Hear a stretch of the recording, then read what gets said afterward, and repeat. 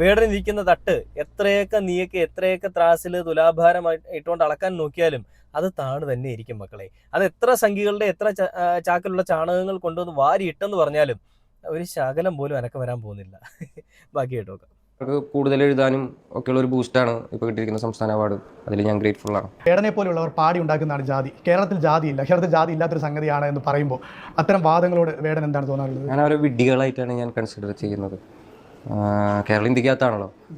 അപ്പോൾ പിന്നെ കേരളത്തിൽ ഒരു സഫിസ്റ്റിക്കേറ്റഡ് ഫോം ഓഫ് ജാതിയാണ് നിലനിൽക്കുന്നത്. ജാതിയെക്കുറിച്ചുള്ള അവയർനെസ് ഒന്നും പറഞ്ഞു തരാനായിട്ട് നമുക്ക് അറിയില്ല. പക്ഷെ ജാതി പറഞ്ഞു തരാൻ നമുക്ക് ഈ സൊസൈറ്റി മുഴുവൻ. ജാതി കേരളത്തിൽ ഇന്നത്തെ കാലത്തില്ല. ഇന്നത്തെ ആധുനിക സമൂഹത്തിൽ ജാതിയില്ല, മതമില്ല, നിറമില്ല, വർണ്ണമില്ല എന്ന് പറയുന്ന ആളുകളെ വേടൻ കാണുന്നത് വെറും വിഡ്ഢികളായിട്ടാണ്. വളരെ വ്യക്തമായിട്ടുള്ളൊരു മറുപടി. അല്ലെങ്കിൽ അങ്ങനെ തന്നെയാണ് വേണ്ടത്. അതായത് ജാതിയില്ല, എൻ്റെ കണ്ണിൽ കാണുന്നത് മാത്രമേ സത്യമായിട്ടുള്ളൂ, അല്ലെങ്കിൽ അത് മാത്രമാണ് സത്യം എന്ന് വിശ്വസിക്കുന്ന കുറെ